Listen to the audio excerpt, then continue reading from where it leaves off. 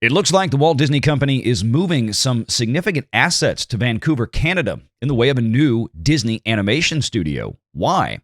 And how does moving Moana 2, featuring Dwayne "The Rock" Johnson now, to a theatrical release potentially bail out Disney Plus? We're going to have those conversations and more right now with Alan Ng from Film Threat.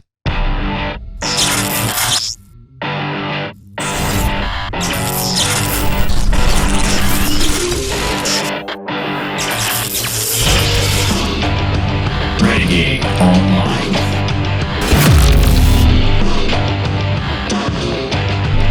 Well, folks, welcome back. Another great day here at Valliant Renegade. It's good to see everybody out there once again. And if you are like one of the many folks watching this video not yet subscribed to this channel, please take a moment and turn that little red subscribe button to gray. Hit that like button, hit that notification bell, share this sucker out on the social medias, and of course, please do leave a comment before you head out the door today.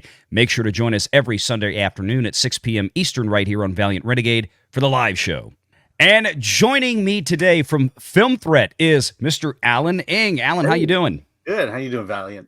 Good. I'm so glad you could join us for this. So, all right, you guys have been doing amazing work with the Disney Files. We've talked here on this channel with you before about that, and you've got a new piece from another source. Disney has been running this gauntlet of trying to, hey, we got to get back to making sequels of everything now, right? Because all this new stuff is crashing. Pixar, Disney Animation Studios haven't had much success in the theaters in the last couple of years. Their competitors seem to be doing okay. Minions Rise of Gru, almost $1 billion. You've got Puss in Boots, The Last Wish, which came out about 13 months ago now.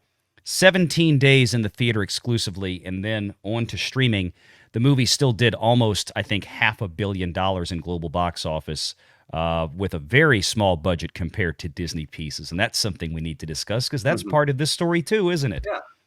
Yeah. Tell us about what's going on here. Okay, so this story just kind of unraveled yesterday morning.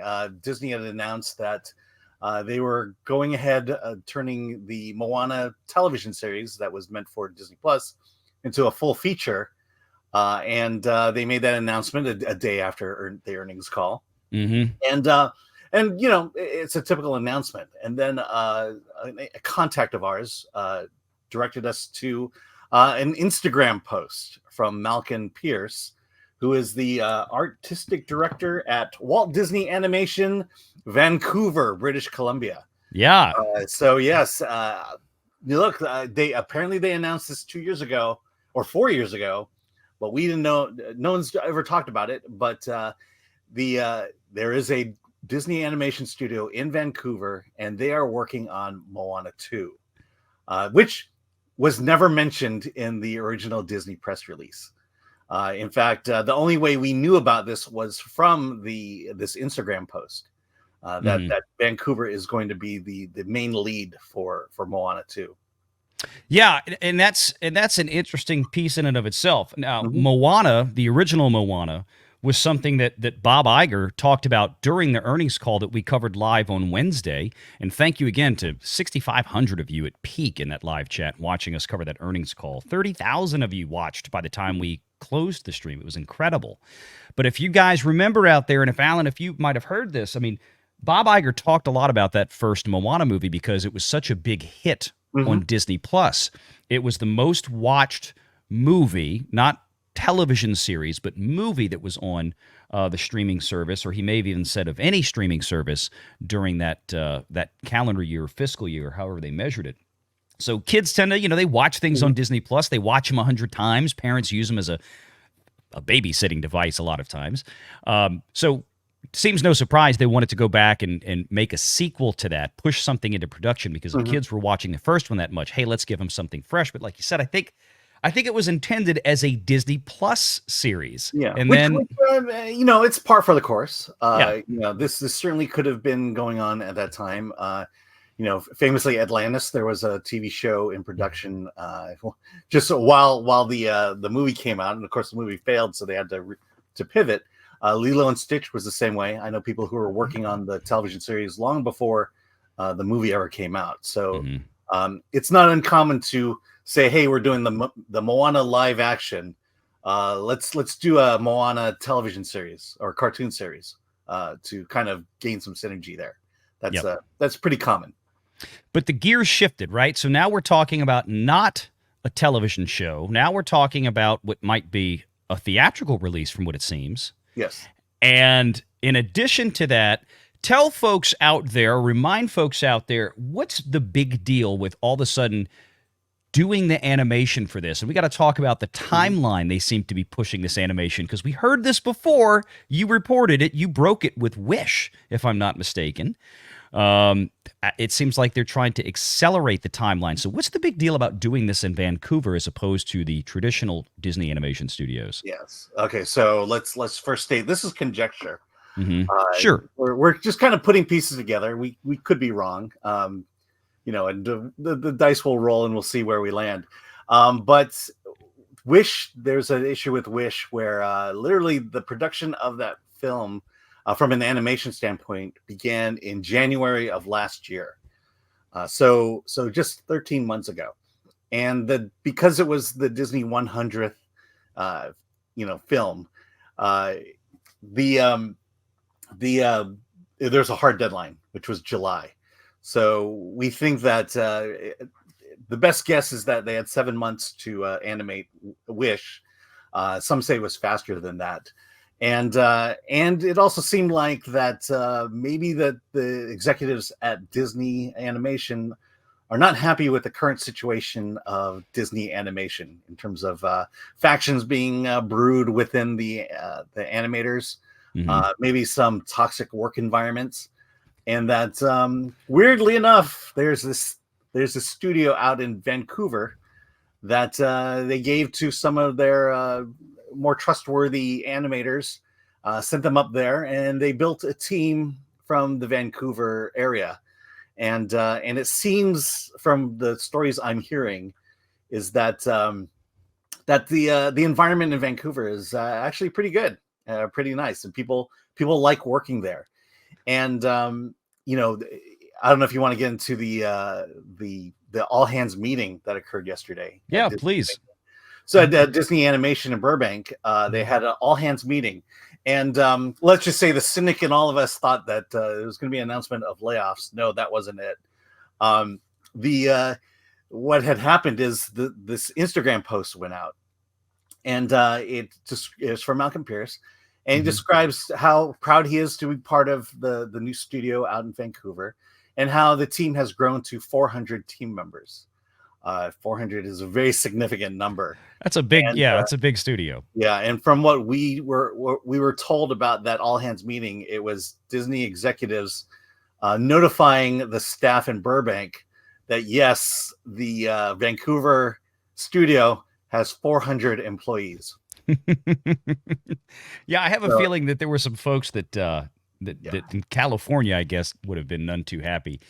But what the significance of doing the production in Vancouver versus here in the States, there's a significant cost variance, is there not? Yes, there is. Now, I have not confirmed this. Maybe you know, but I'm not sure that the Animators Union or Animators Guild has influence in Vancouver or not. I don't know. Yeah, so that'd be one thing to look into. They may or they may not.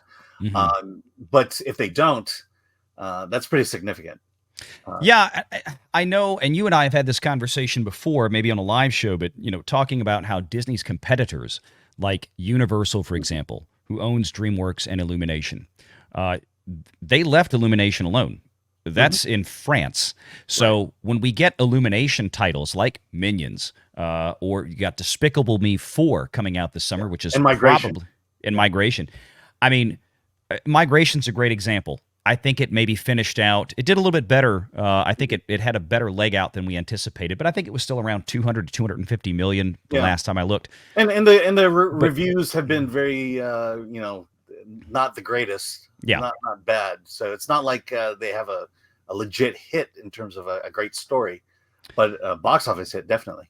Exactly. But the thing with that is that just like Puss in Boots: The Last Wish, even with DreamWorks, and Minions: Rise of Gru, and now Despicable Me 4, these animated features are being made for half the cost of what Disney is allegedly spending on their productions from Pixar and Disney Animation.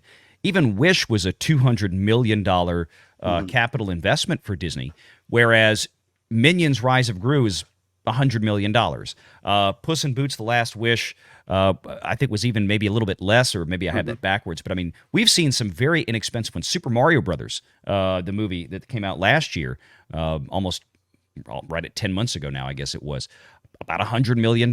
So I mean, there's a lot more well-controlled budgets. Everything coming out of Pixar and Disney Animation has been $200 million. Yeah, So, let me bring that up with Wish. If you watch Wish, it confounds me that it cost $200 million. The movie, when you look at it, looks like it was made for $50 million. yeah. And had it been made for $50 million, it would have made money. Yes, it would have been in much better financial shape. Yeah. And that's kind of the issue, right? It looked cheap. It looked like you talked about before. A lot of the camera shots, quote unquote camera shots, I know it's all digitally rendered, but they were very generic. Everything was a medium shot, center framed. It's like they just plugged a background up and then just had characters moving around in front of it, instead of trying to create very visually appealing camera work that historically Disney has been well known for. Yeah. There was a big difference. So I don't know what this Moana entry is going to look like if perhaps they try to rush the same thing to get it out.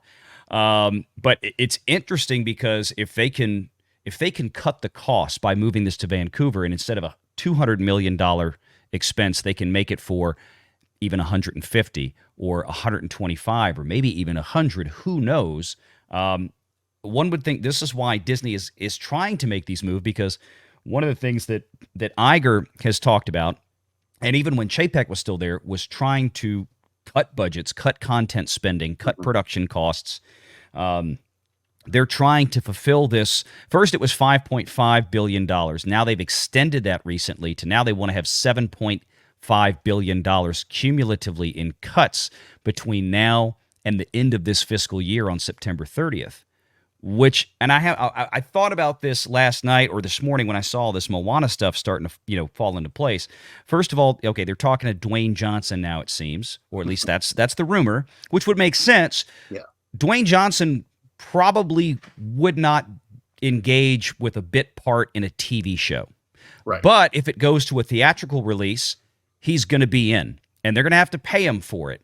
But the other part of me says, if this movie right now, they're trying to get this released sometime later this year, are they not? I think so. Yeah. I think so. And I think a lot of that has to do with, just the lack of films that they have in the queue. Right. This might be faster. And also, let's just say that this studio is probably ahead of the game when it comes to, being able to do a legit Moana 2 sequel. And in thinking about it and reading what I've read, it feels like to me that Moana 2, from an animation standpoint, will correct a lot of a lot of the criticism I had with Wish. The guy who's leading the studio is a legit Disney animator. So and it seems like there's a harmonious team there. Story-wise, though, I don't think there's any hope there. What are we going to get? Yeah, exactly. Is there going to be any heart and soul in this? We haven't seen that since John Lasseter and his team kind of disappeared. We talked about that before. I mean, considering no one involved except for the voice talent with Moana is heading this project.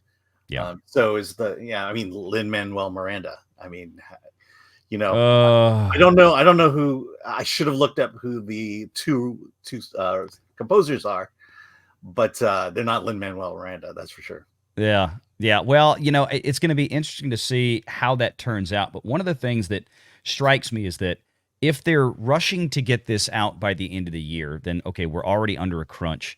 If they don't have Dwayne Johnson locked down, that means how do they even maybe really have a script yet?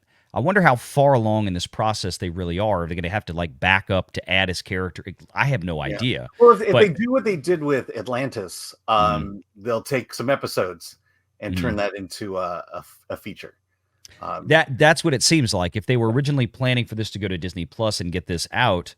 But here's the other thing, Alan. Let me throw this at you because I Actually, was let me taught. let me just state that another report I had Mhm, read that is Dwayne Johnson is close to a deal. mhm. That's it's really not an issue. I think the issue I believe is with the original Moana, whose name I always can't pronounce. That I they may can't be a little remember. bit further apart in signing her. And, And that would be a problem because I mean, you really need to try to get the mhm, original here. But yeah, and one of the things about this, the whole issue with this Vancouver studio, the issue with Dwayne Johnson, this meeting that you heard about, uh, WW Pro. I mean, he was hearing those very same things, and I'm sure that sounds like it's coming from two different sources. So it sounds mhm. like all this kind of lined up, and then of course we get the news break, you get the Instagram post. So a lot of this, from best we can tell, is this is what happened. But my question, and I asked this about, or I made a statement last night on Echo Base Network when I was visiting with him, or as you're watching this video, this would have been Thursday night. Um, I said Disney Plus is, they have to hit profitability by September 30th of this year. They have been guiding towards that. They've been promising that now for years. They are going to part the heavens and the earth to make that happen. What I said last night was if we see announcements, because you notice they talked about the Acolyte and Skeleton Crew on the earnings call Wednesday, but there's been no news as far as when they're going to be released. Now, Skeleton Crew, I think, will still come out, between now and September. The Acolyte, however, I think, if anything, if put it this way, if Disney feels like they're coming into that final fiscal quarter from July 1st to September 30th, and they're on a razor's edge with profitability on D plus, they're going to push back the release of the Acolyte so they don't have to claim those expenses on that earnings report to make sure that they can show at least $1 in profit for Disney Plus. Because that's a $200 million plus production that they might have to amortize 50 to 100 million of it the moment that it hits Disney Plus. So that's going to be a big, gigantic expense, and those are the kind of big expenses that's been dragging Disney Plus down. Yeah, Is that's so these weird. super It shows. sounds like that Disney doesn't even have faith in the Acolyte at the moment. Well, it's not that they don't have faith in it, but I mean, there's no real revenue generation from releasing a show. It's just on a Yeah, streaming service, right? They're going to have paid members and subscribers the same way. I don't think it's going to bring in a whole bunch of new ones. But now, today, with all this Moana stuff, I'm looking at this going, this was supposed to be a Disney Plus release that mhm. was supposed to come out, I believe, before the end of September. Now they've pulled it from Disney Plus. They're shifting gears to a theatrical release. Mhm. What does that do? That removes another 85 to $100 million of costs that would Oh have yeah. been amortized to Disney Plus before the end of this fiscal year. Again, because I think part of this decision, it's kind of hard for me not to think this, that part of this decision was due to we've got to get D plus to profitability. So if we can pull a production like this, pull a couple of these things here and there that we can shift into either coming out after the new fiscal year, after they cross over October 1st, or put it into theaters and we can depreciate the costs in theatrical before it comes into Disney Plus and then, fetter it Yeah. out there for He's stream. charging a different business unit at that point. Yeah. So I mean that's my point is that I think they're trying to reduce as much operating expense and depreciation of assets like these TV shows and movies they're making from hitting Disney Plus before the end of September 30th. So like I said, Acolyte, I kind of wondered, I think that'll be late year. I'm almost betting that's going to come out after October 1st, but I could be wrong. It just depends on where they are on the profitability train between now and then. But then the Moana thing happened, and I'm like, Yeah. this has really got me thinking. So Do you know where the live action Moana falls into place? in terms of like the Yeah, live the release. action, Yeah. oh well, that's going to be theatrical too, though, isn't it? Yeah, it is. Yeah. So that I don't know. Okay. I still think that's. I don't. I'm pretty sure it's not this year. I think it's. Isn't it next year? I think so. Yeah. And the other thing about Dwayne Johnson being in Moana 2 is he's producing Moana the live action Yeah. for $7, And so I think there's incentive for him to be in to probably be in Moana 2 and at a discount. Oh, I'm sure. But yeah, I mean, look, all of this was fascinating, and just one more time for those of you who want to go over and check it out, Film Thread again, and this is on the news side. You can find Alan's article. I think we pretty much covered everything that was in here. I know there's the Instagram post, so you had it in the article itself. I mean, to me, the reason I wrote this was basically it's kind of a warning shot to Burbank. Yeah. I think people in Burbank are rightfully nervous to hear this news, to know that there is a second studio that is getting a big project, and that people might actually like working at that studio. Well, and especially, if Disney is up there and if this is a studio they outright own or they've contracted exclusively with, the thing is that, they'll move, their top level people or some top level people to go help manage this production in the in the Vancouver studio.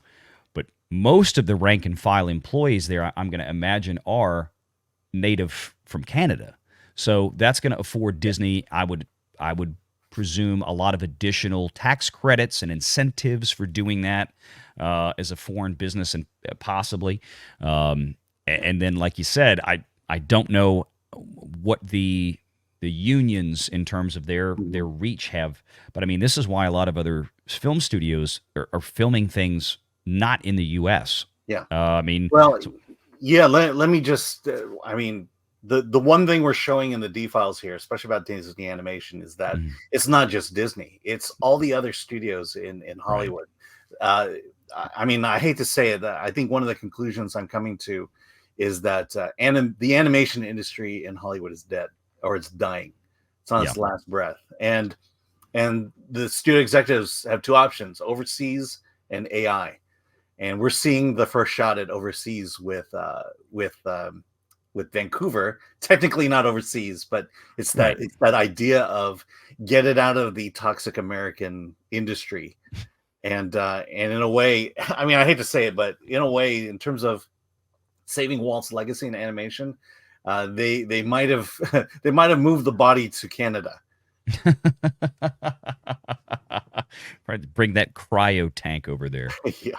So, well, Alan, thanks for being here. I appreciate you. Make sure you guys out there check out Film Thread, the website, and on YouTube. You can follow Alan and Chris Gore over on Twitter as well, and Film Thread over there as well. Alan, y'all got anything else coming up you want to mention before we head out? D-Files. Next one's coming out Wednesday.